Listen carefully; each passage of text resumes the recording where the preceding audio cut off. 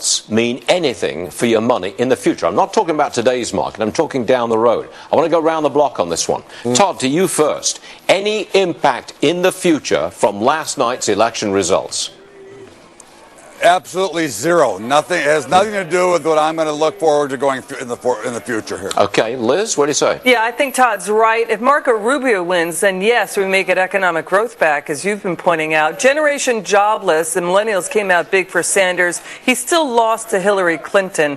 And so, you know, she did eke out a victory there. Look, I'm focusing on Marco Rubio. Yes. You know, he appears to be the guy with momentum. He is. He's pro-growth. Cut taxes. He straddles the middle between the extremes of left and right. Yep. Looks attractive. Yep. I say that could have an impact down the road. I think it's good for the markets, Stu, for those very reasons. Thank you, Ashley. Just as you wrote it. Good man. Short with clarity. I think the key from last night is that the market wants clarity. The market doesn't want a lot of indecisiveness. So the sooner we get to the point where we have the main Republican candidates out there, we whittle the field down to the top 2 or 3. I think that will be a positive for the market. Yep. If it's Rubio versus Bernie Sanders, market goes up. In my opinion. Provided he wins, yes. What goes way up. Have you any doubts on this issue? I would clearly vote for him, I don't mind saying, but I don't know. A lot of people are behind Sanders for some unknown reason. All right, now I want to throw this in. $19 trillion, that's our debt. We just hit that mark. Man. It's risen, I don't know exactly how much. Trillions and 8.4 trillion, I think it is, since President Obama walked into the White House.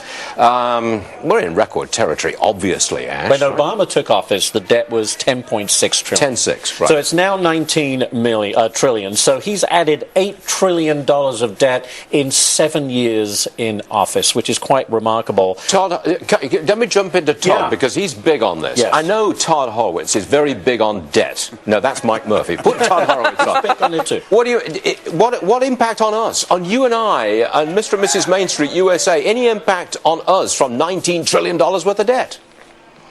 I think there's going to be a lot of impact on us because at the end of the day, the middle class is going to have to pay that debt eventually. We're either going to see a collapse, which we probably are, and we're going to have to pay that debt just like we financed the entire debt from the collapse for the Fed to put in $4 trillion into the system.